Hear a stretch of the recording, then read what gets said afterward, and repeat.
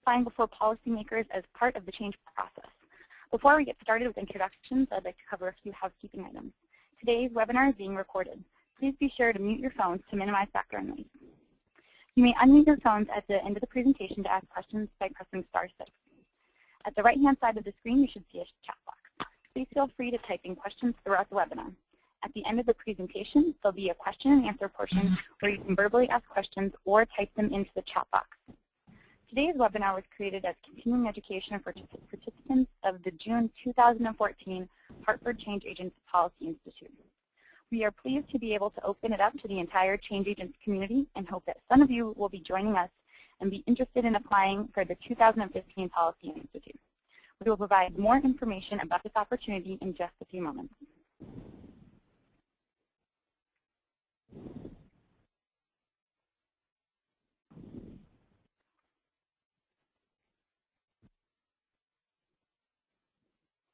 I'm Catherine Zahm, manager of the Hartford Change AGEnts Initiative, and I will be your facilitator for today's presentation. Today I'm pleased to be joined by Brian Lindberg, Public Policy Advisor to the Gerontological Society of America, the Hartford Change AGEnts Initiative, and numerous other national organizations. Mr. Lindberg is the Executive Director of the Consumer Coalition for Quality Care, located in Washington, D.C. He served on the Planning Committee for the National Quality Forum, appointed by Vice President Gore, and has spent 10 years in the House, Senate, and Aging Committees. We are also joined by guest speaker, Richard Browdie, President and CEO of the Benjamin Rose Institute on Aging. For more than 35 years, Mr. Browdie has held leadership positions in organizations that have had as part of their mission the improvement and maintenance of the health and well-being of older adults. Prior to his position at Benjamin Rose, he served as Pennsylvania's Secretary of Aging and served as the Executive Director of the National Association of Area Agencies on Aging. Mr. Browdie has served in several key leadership roles, such as the President of the American Society on Aging, Chairman of the Board of the National Council on Aging, and the Chairman of Generations Editorial Board. This is a list of what we plan to cover in today's presentation: an overview of the Change Agents Initiative and the key elements in preparing and for presenting testimony. To provide a brief context for today's discussion, I'd like to provide a quick overview of the overarching goal of the Hartford Change Agents Initiative. The initiative accelerates sustained practice change that improves the health of older Americans, their families, and communities by harnessing the collective strengths, resources, and expertise of the John A. Hartford Foundation's interprofessional community of over 3,000 scholars, clinicians, and health system leaders. There are two main programmatic components. The first is the Change Agents community. This effort includes a variety of career and leadership development activities, such as an online platform with a searchable database of members, a small grants program to support promising ideas and practice change, and a rich array of skill-building trainings, consultancies, and webinars like today's. And second, the Change Agents Practice Change Network. These are small interprofessional working groups that bring together experts with diverse perspectives and expertise to address complex challenges in the care of older adults. The first two are on giving for persons with dementia and patients that are medical needs.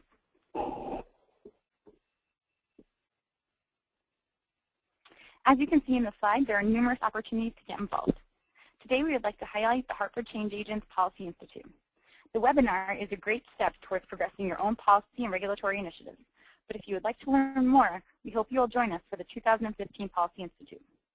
The Institute, to be held in Washington, D.C. on June 7th through 9th, 2015, is a great opportunity to delve deeper into the process of making change in the federal, state, or local government through legislative or regulatory change. We'll be posting a call for applications in mid-October on the Change Agents online platform, and we hope those of you who did not attend in 2014 will consider applying in 2015. Applications will be due on January 15th, 2015. The goal of the Policy Institute is to provide Hartford Change Agents with the knowledge and skill enhancements necessary to move their practice change issues toward action. We have listed here the learning objectives of the Institute held in 2014. We will continue to build upon this framework. I'll now turn it over to Brian Lindberg, Public Policy Advisor to the initiative, to tell you more about how you can be an agent of change and make an impact on policy and regulation today. Thank you, Katie, and good afternoon, everybody. Thanks for joining us today. And I want to thank Katie for all the help she provided in organizing us and putting this together, and particularly to Rich Browdie, who's a longtime friend of mine, for sharing with all of you today his knowledge and experiences in primarily the aging world.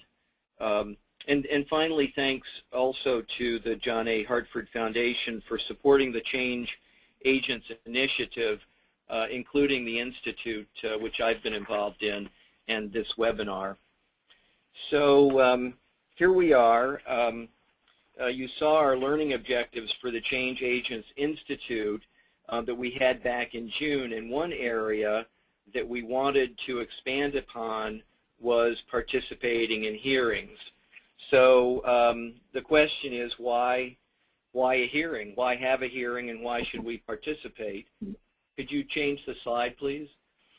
There are many reasons, of course, for having hearings. One that you probably see most of back in your states is some sort of an investigative hearing. Those usually make the news. What happened in Benghazi, what went wrong with the ACA rollout. Those are the kinds of hearings where witnesses are brought in and there's facts that are sought out to find out what went wrong and maybe how to fix it. In other cases, it's really to shine a light on a problem. Anyone who's not speaking, could you please put your phone on mute? Thanks, that'd help. We're recording this. The problem is highlighted. Solutions may be discussed. Sometimes these hearings are familiar to us. There, years ago, there was a hearing on Parkinson's disease, and it was the first time that Michael J. Fox had come up to the Hill. He had been quite a star in TV. Well, the amount of attention and funding that followed related to Parkinson's was significant, and we have seen a great use, a great deal more use of star power, if you will, to draw attention to various hearings. In some cases, hearings are used as the prelude to the introduction of legislation. The Senate Aging Committee, when Senator Cole was the chair, for example, the staff was told, if we're going to have a hearing, we're going to have a bill, we're going to have a solution. So when you're thinking about hearings, think about how to frame the issue so that it will lead us to introducing a bill. That was just his personal approach on that. And finally, and I'm not covering them all, but another reason we have hearings is, sometimes it's just pure politics. So you might say the first couple hearings on Benghazi or ACA rollout have an investigative approach to them, and then sometimes they turn political and are used just to basically hammer the current administration. Democrats do it, Republicans do it, members of each party and independents do it. They use the hearings to make a political point. So let's go to the next slide and talk about this particular hearing. Our goal as change agents, GSA members, is to be respected enough as a credible expert to be invited to testify at one of these hearings. It may be the culmination of years of research work or other kinds of information gathering or development of policies on a particular issue. You may actually be in a how Congress, the state, or a federal or state agency develops their policy and acts on it. So this slide gives you some of the basics. If you're unsure about your invitation specifics, please ask staff. Don't wait and miss a deadline. Make sure you know when your testimony is due and exactly what that entails. Yeah, Brian, this is Rich, and also thanks for the invitation to participate in this. Just I would note that one of my roles in this is to comment somewhat on the distinction, when there are distinctions between state level hearings and federal level hearings. And many of you, while you may not be able to imagine easily being the star of a hearing at the federal level, you may well be the star at the hearing at the state level, depending on the topic and depending on circumstances. And it's easy to be cynical about what these hearings are about, but you never know when something's really going to be impactful. So it's very helpful to be on point because you really can have an impact. Maybe I should have broken in the last slide, but I wanted to make sure that we got that point across. Thank you, Rich. So as you're planning for your presentation, obviously you're going to consult with the committee staff and follow the rules on the testimony, etc. Staff are usually very helpful and appreciative. I've found that if you look at it this way, in most cases, you're helping them to present the issue, and they've chosen you because they feel you have a particular role in painting the picture they'd like to have presented, both in a public way and to the other senators. They'll often tell you what questions they're going to have the members ask you. And sometimes they'll even ask you if you have any suggestions on questions that you'd like to be asked. So there's a nice give and take there, usually, not always. Knowing who the other witnesses are and what issues they're going to address can be really important. It gives you a sense of the context of your testimony. You may be testifying for the minority. Majority usually selects the hearing topics and gets most of the witness choices.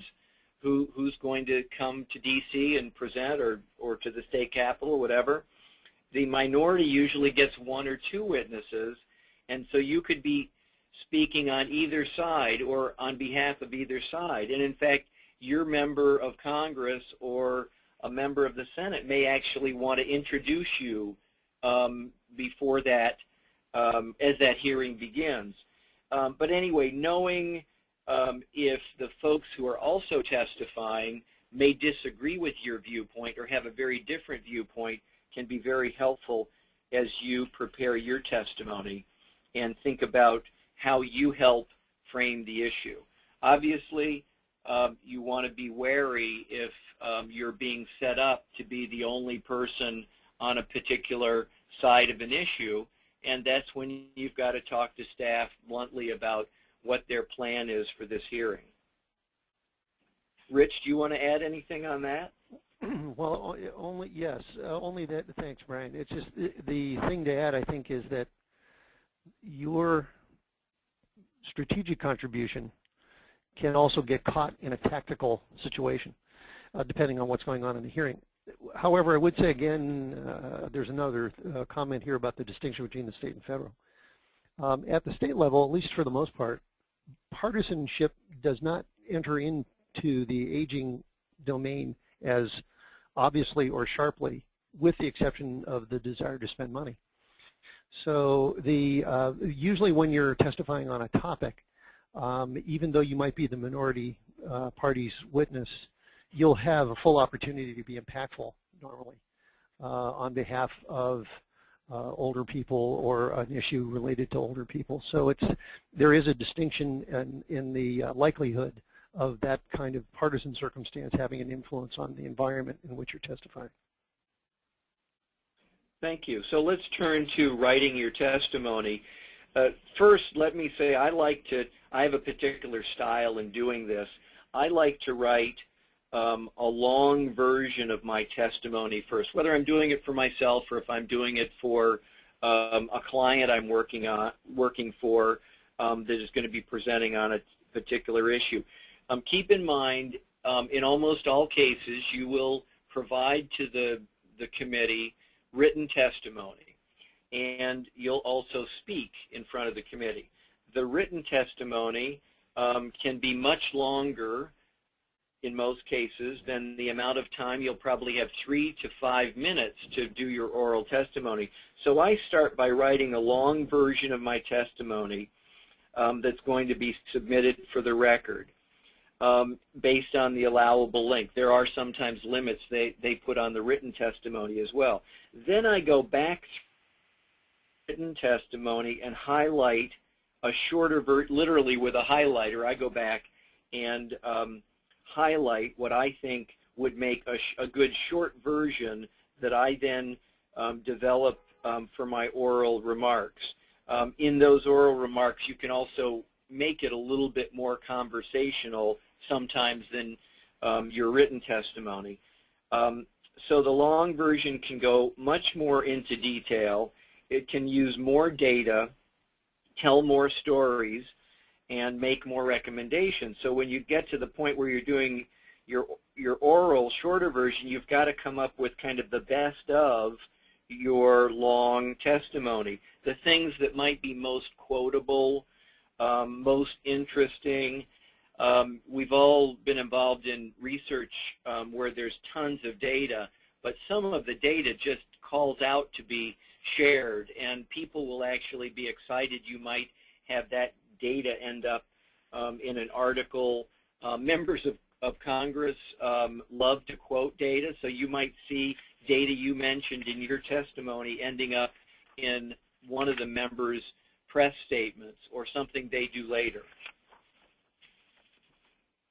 So the next slide is guidelines for submitting testimony, and this is just, you can look at this later if you want, but these are just basic guidelines. Each committee is going to have different rules to follow, and so you have to pay attention to the very specific rules on how it's formatted, etc.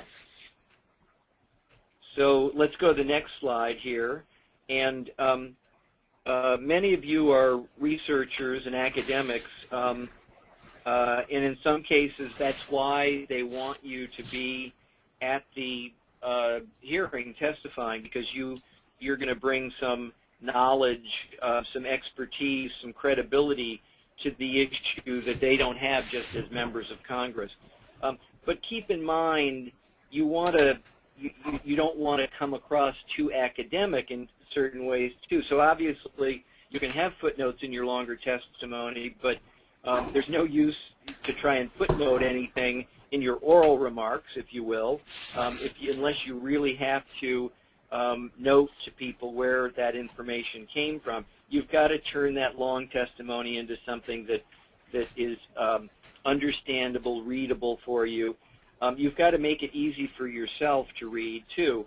The other thing is charts and tables can be used in your long testimony.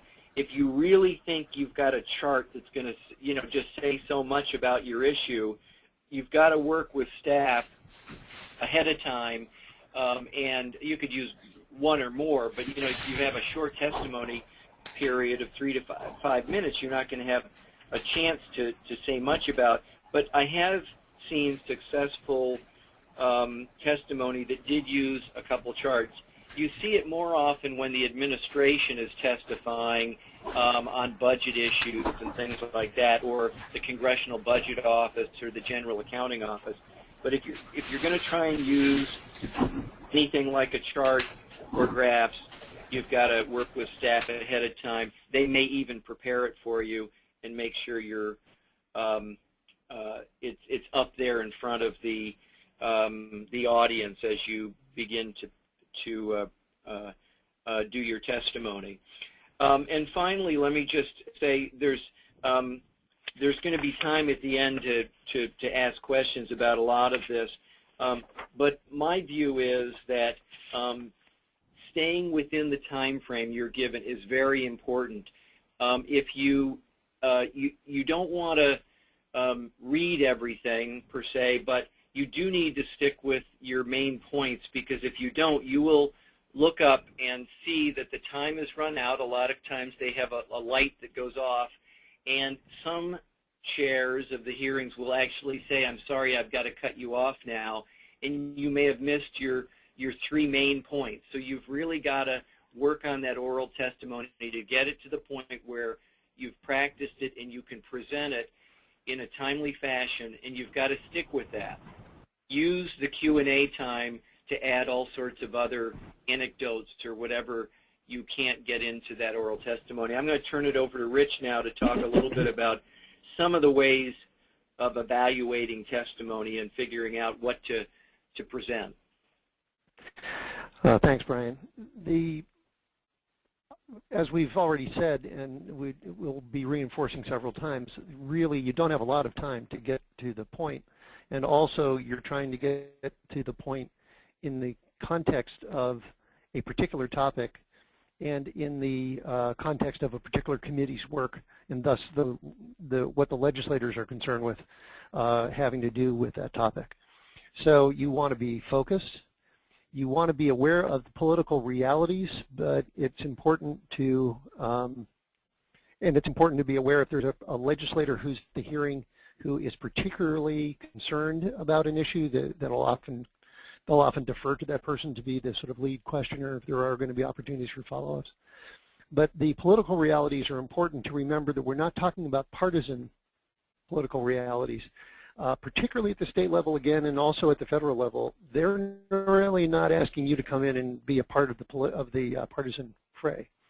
So it's important to avoid references to the majority or to parties and things like that. And in the next context, it's important that your language be clear, concrete, and colorful, and jargon-free is even the most important thing. I can tell you from long experience that if you want to see a bunch of legislators' eyes glaze over, when you wade into very detailed things, it isn't that they're not interested. What they're interested is what's the point. And so professional people as a group and those of us in this field, because many of the issues we're into are very complex, are particularly challenged in being clear and being succinct at the same time. So, you know, if you are coming from a particular academic discipline, for example, or a professional discipline of some kind, it's important for you to be careful about using long words that are related to your profession that others might not understand, because even if you choose to use them, then you have to explain them and you're burning time. And you also, at the same time, don't want to use the alphabet soup and then not explain it, because you could lose the most important part of the audience, which is the legislator. If you have a chance to garner their attention, you want to use it well. Next slide, please. It's like all speaking coaches, it's best to open strong and close strong. Because those are going to be the parts that they're going to hear most of, and they will be that'll be where the starting impression, the lingering impression resides. And it is also useful to, if the context is appropriate, to advise legislators as to what you want them to do. If you are, without being overly aggressive sounding as opposed to being assertive and making your point, if you want them to support a particular thing, then that's why they asked you there. They are expecting you to ask for their support. You shouldn't be shy about asking them for their support.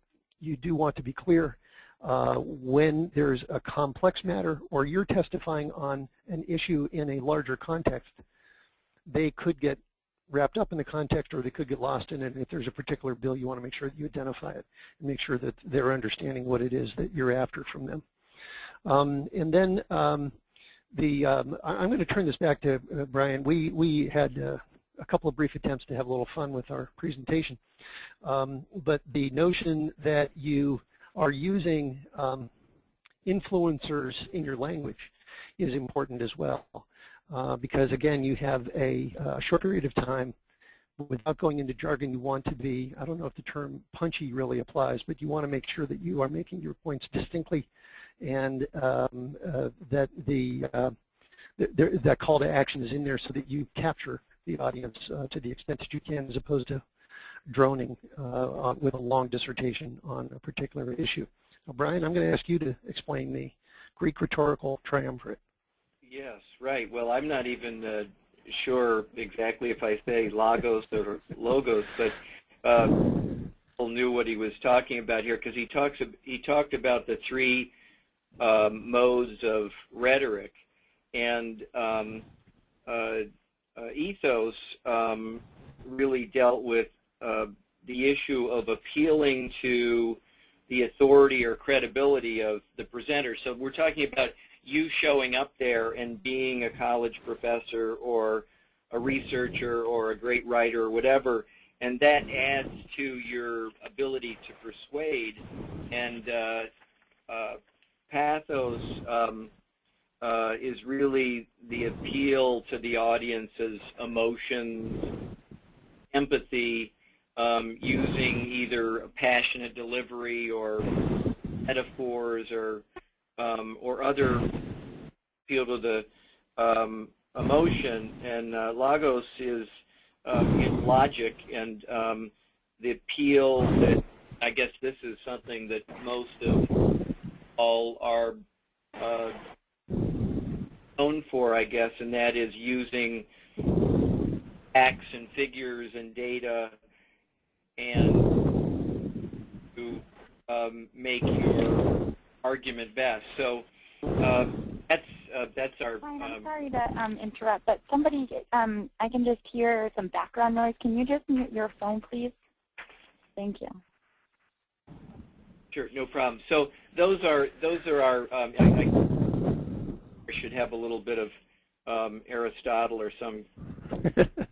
So when we talk about delivering your oral testimony, let's go to that slide, please, Katie. Just a couple things. I mean, here are the basics, but we're talking about the importance of personalizing your testimony, and to the extent you can, relating it to real people. In other words, i.e., constituents, people who live in the district, people who live in the state, people who live in the county, whatever level you're presenting on. They want to know that you're describing that they need to care about because it affects people that they represent, or in the case of a federal or state agency, someone that they work with. You can, like I mentioned before, read your testimony, but keep in mind that eye contact is important. So if you feel insecure about knowing what you're going to say, read the testimony, but do it in a way that you look up. Don't be distracted by staff and members coming and going, bells ringing, which at least in Washington here, that there are votes being taken. You really just have to let, I mean, literally there may be someone sitting right in front of you that you're speaking to who is on a cell phone or has turned his or her back to you to talk to a staff person.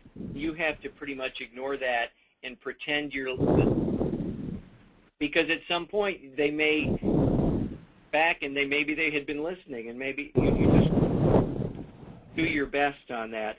I was with a client testifying the Dirksen building in the Senate when the earth, and that was one example where my client did not ignore what was going on around him. He happened to be from California. He was the only one who got under a table immediately, protect himself.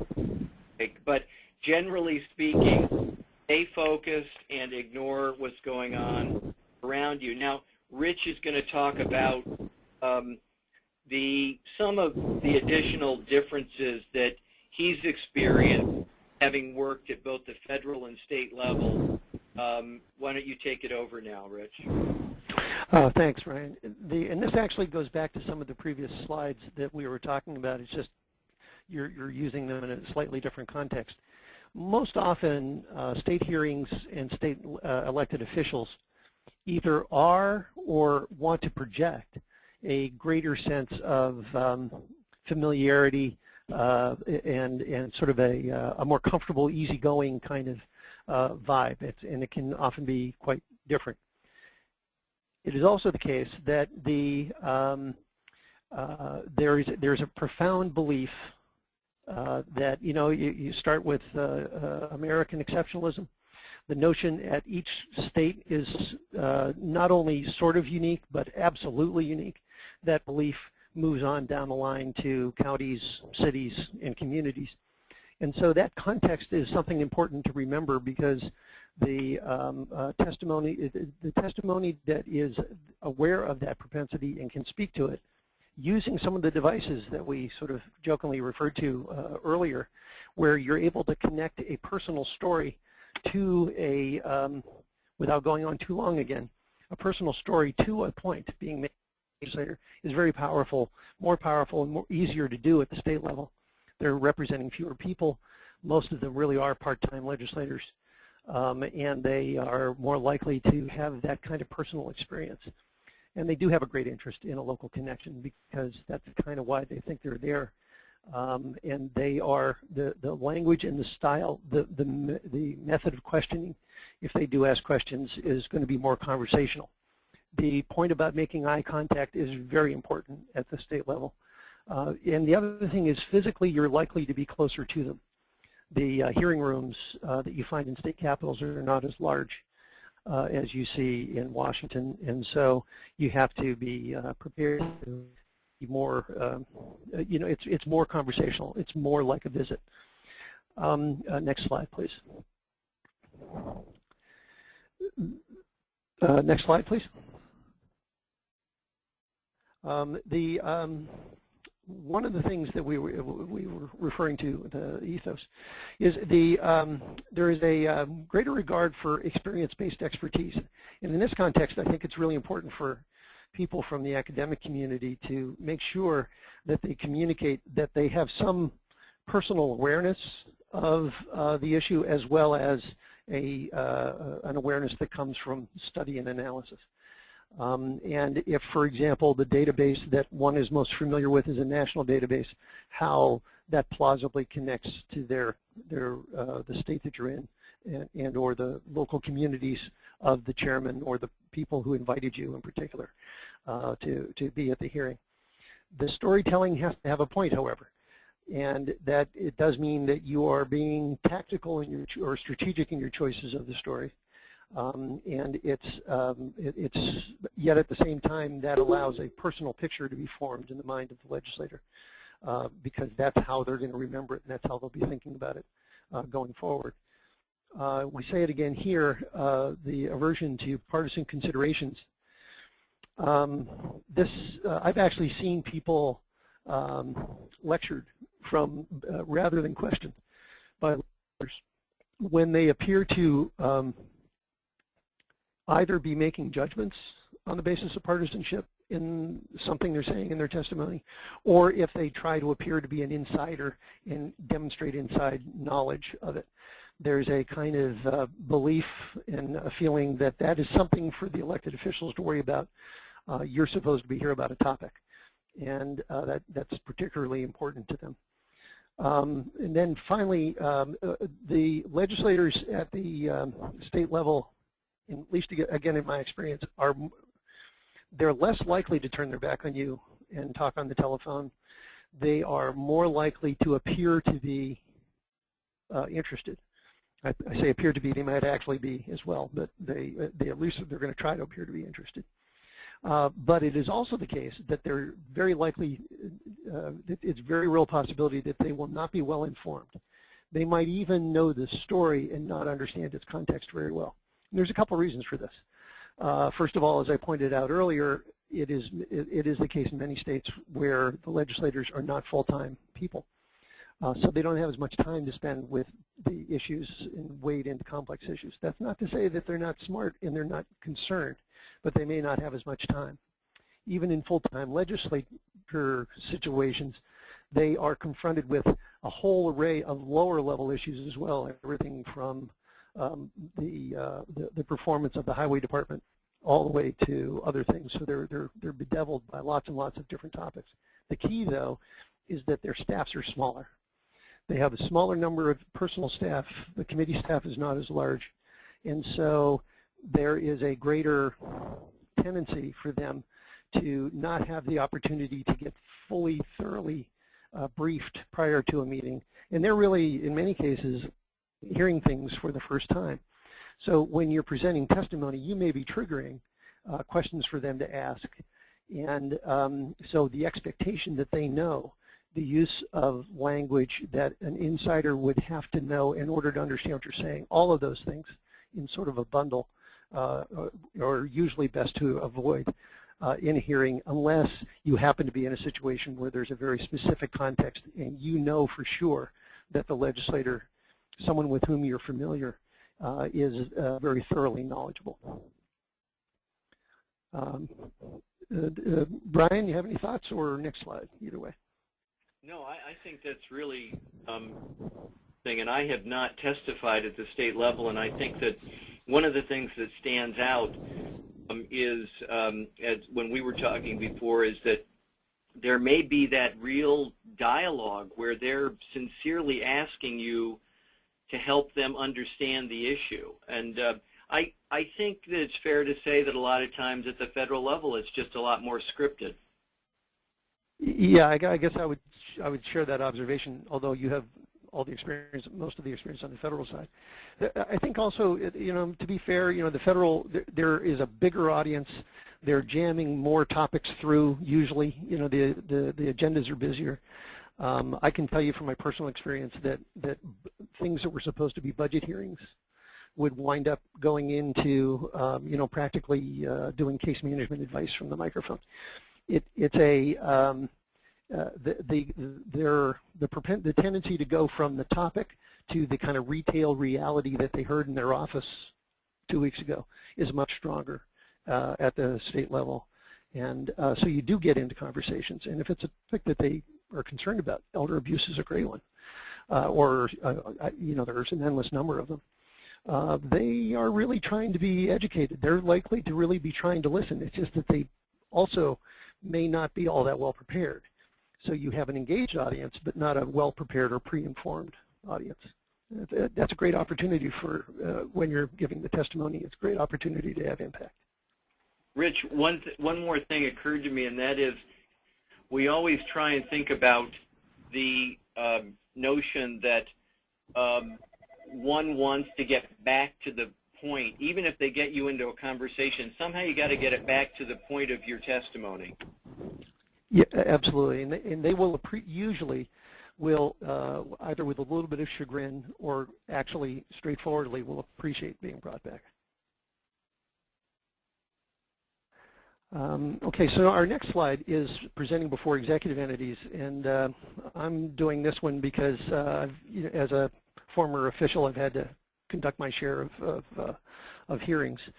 And they're really, the big distinction here is that usually before an executive entity, when you're testifying, there are kind of, I don't want to oversimplify, but there are two, the hearings have a couple of purposes, as opposed to the broader context that may be going on in the congressional or legislative arena. The first is that as I note here, many executive hearings are held because they have to be.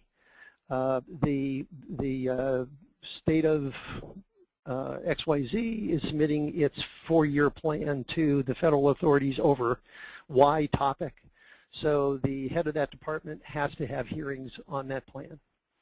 And frequently the hearing will be one of several held around the state, and if that's the context, then one of the challenges, there's a couple of challenges that make it a little bit different than a legislative hearing. And it all starts with the idea that it's an executive hearing where the executive presumptively knows a lot about the topic. So there's a couple of contexts. One is the challenge of your testimony standing out and making a point much different from others, at least in the verbal delivery of the testimony, is higher because there's other people who will have been asked to testify who will be, they will think themselves anyway, equally prepared and equally knowledgeable about a particular topic. So there's something of a challenge in that respect, particularly if you're very passionate about something and you're seeking to have impact on a particular matter. The second is that the head of the the person having the hearing, usually the head of a department, is usually surrounded by a bevy of people who know a lot about the topic. And so if you're saying something where there is a factual clinker, it just doesn't sound right, there's the possibility that you'll be challenged on those facts, and or if the facts really don't make any sense and you don't have a good response to it, it can be a challenge to your perceived expertise and or knowledgeability. So when those challenges come up, it's really important to respond to them, obviously respectfully, but effectively, because you're dealing with people who probably do know more. They certainly know more than legislators do, and they are likely to. There's a good chance that they'll know quite a bit, or they'll have someone with them who knows quite a bit. In the spirit of full disclosure, as an appointed official in 3 administrations, it is often the case that many of my colleagues didn't know as much about their topic as I knew about mine. But they're still not going to be running a hearing without having some expertise, and they're not going to be running the hearing without being surrounded by experts. So it's important that if you're going to say something that's assertively challenging of the facts, that you be prepared to back them up. Next slide, please. And there's also the context are important. And we have sort of the 2 main contexts on the slide. Because which context you're in will have a great deal to do with the kinds of questions you might anticipate getting. The context of the hearing is also important because, again, remember you're sort of in a semi-professional audience, at least with the people running the hearing. And so if you've been asked to testify in a particular thing, wandering off or moving off into a tangent winds up being, if you will, you're paying a credibility tax when you do that, and because the people are really interested in a topic and they've asked you to come in and have something to say about it. Normally, there are the 2 categories of reasons to do things. If you're not just doing a hearing that you had to do because the schedule requires it. One is that there are times when the hearings are called to try to understand a problem that a department has responsibility for, or a couple of departments might have responsibility for. They're trying to figure out, they really are looking for advice or new insights in order to yield some kind of progress towards a solution, and or a particular policy has been floated. Unlike federal regulation, where federal regulations come out and there's a long written comment period and then there might be hearings later on. In state policy makers frequently will have some discussion about the regulations beforehand, but they'll have open hearings on regulation. And in those contexts, there is, your regulations are often complex, and it's important to be very specific and clear about which things you want to change and why. So broad characterizations of regulatory material aren't as helpful as targeted comments about specific language, the substance of why it ought to change, and that kind of an approach, very detailed, very concrete. There is another category of hearings, and that's when something bad happens someplace. People don't usually investigate successes. Often the cases, and I'll just say this to be blunt about it, often the case is that the hearing is being held because somebody under the general responsibility of a particular department did something bad, or something bad happened someplace. And that official who had the problem is having the hearings. So there's a great deal of sensitivity clustering around why we're having these hearings, what is going on in the context of the hearing, and the testifier has to be particularly sensitive, as opposed to being, I'm not saying avoid the issue, but in the way the testimony characterizes the issue and characterizes decisions that might have led to the issue, will be important, because the person who you'll be implicitly, depending on the context, you may be implicitly criticizing is either at the lead microphone or at least in the room. And it's they also could be on the next panel. So it's important for you to be sensitive into hearings and know why you're there and know what people are thinking about around you. It is not a time to be shy about making your point. It's not a time to be so diplomatic that you're elliptical in making the point. But it is a time to be sensitive to the fact that you're making a point in front of a whole bunch of people. And so that's a really important set of contexts to keep in mind. Brian, I think the ball goes back. I just want to let you and Brian know that we have about 3 minutes to go through the next few slides before our question and answer portion. Right. Okay, great. Thank you, Rich. That was really helpful. Our next slide is pretty straightforward. The bottom line here is, I think, you've got to be prepared to answer questions on both sides of the issue. If you're saying that Medicaid should be expanded, you need to know the arguments that those who don't think Medicaid should be expanded, say in your states, are going to present.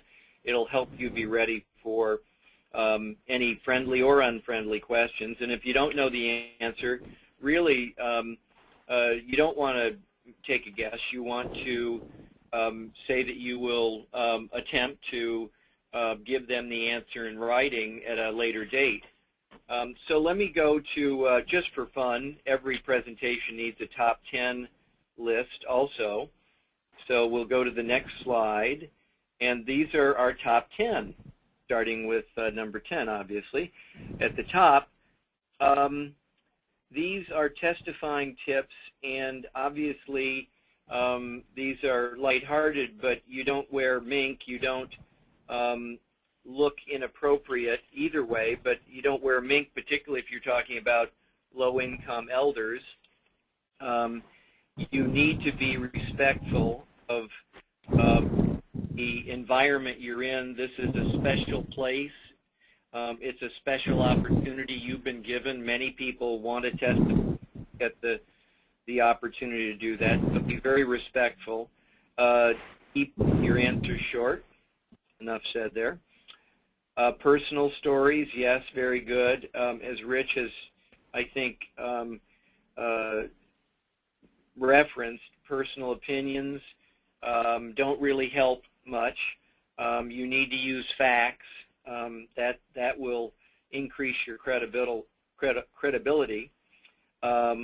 If you don't know, you don't answer. Now, this is a top 10 list I got from a colleague many years ago, and I went back to that colleague and another colleague to find out what BME means in parentheses, and no one knew. So I'm admitting to you, I don't know what that means. But I do know, if you don't know the answer to a question, say you'll try and find out, but don't try and make anything up. Bridge over troubled questions, that's all about transitions. And to me, it's also about getting back to the couple points you really want to make. So if the testimony wanders off because of the question someone asks you, try and link it back to the points that you've been trying to put forward in your testimony. Don't fight, that's obvious. It's okay to admit that you may not see something exactly the way someone else has presented it, particularly if someone has asked you a pointed question. Well, what about our first witness who said this? It's okay to admit that, but stay on your points, your positive points that you're trying to make, and don't get into fighting about someone else's points. Don't be afraid to repeat, and don't be afraid to repeat. Hopefully you say it enough times and they might remember it, and that's the key there. So those are our top 10, and the post-hearing follow-up activities, pretty straightforward. The most important is, to me, is to thank people and be responsive in terms of getting back to them if they wanted you to a lot of times at the federal level, there's a transcript, and they'll ask you for your edits to it to make sure that it's correct.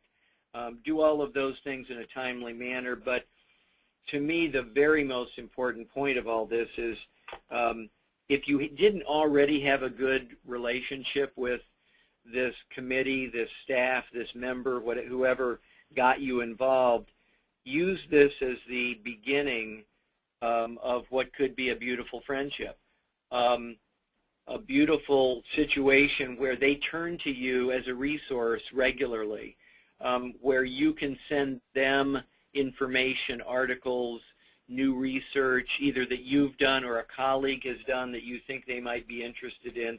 And then there's a relationship that hopefully will go on for many years and offer you many opportunities to be a change agent. This is just one of the, if you're fortunate enough to get to testify, this is one of the best chances to get yourself in a position to help change. It may not happen just because of that hearing or the next hearing, but you're putting yourself in a position where you're a credible person and you are turned to for ideas around policy, and that's how you can potentially lead to being an effective change agent. So, and Brian, I'd only add one thing. That relationship that you build might often be as effective educating that staff person behind the scenes as often, even more so, than direct testimony. Because if you do become a relied upon expert and they do call you, you'll have lots of opportunities to educate and change their thinking as well.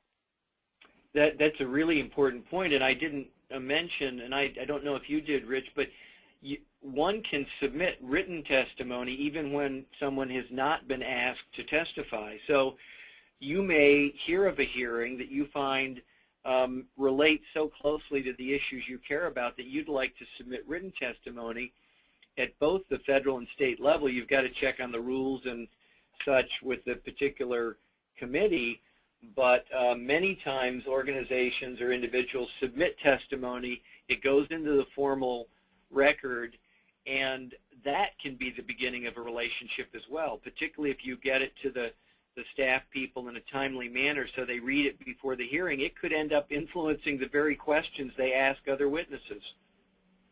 Absolutely. And actually the thing to remember is somebody will read it. You may not think so, but somebody will read it. So that's all we have in terms of prepared remarks. Katie, why don't I turn it back to you? Great. Thank you so much, Richard and Brian, for today's outstanding presentation. I certainly feel like we learned quite a bit about how to present testimony. We have a few minutes remaining for questions. We'll take a few from the online chat feature, or if you would like to just unmute your phone, please jump right in. I see that Ernest Gonzalez has a question. News on the ground is that, oh, I'm sorry, that it disappeared from me. News on the ground is that GSA will host a listening session in D.C. during the annual conference. Brian, can you provide any details about this opportunity? Sure, thank you. At the GSA annual meeting on Friday, I believe that's November 7th, if that's if the 7th is a Friday, there will be a listening session. Nora Super, the executive director of the White House Conference on Aging for 2015, will be there. We have a meeting with her in the next week or so to work out the details, but it's very likely that she will make a short presentation. We'll probably have a couple GSA members make short presentations, and then there will be a dialogue around the 4 primary topics that they have identified for this White House Conference on Aging. It'll be about an hour and a half, and I believe it's going to run from, I think it's around like 3:30 to 5, but you'll be seeing something about that in the near future.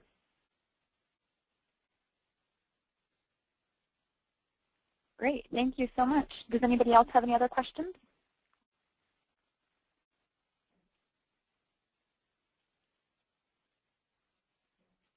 Well, if anybody does have any other questions that we're not able to address today, please see both Brian and Richard's email contact information right here, or don't hesitate.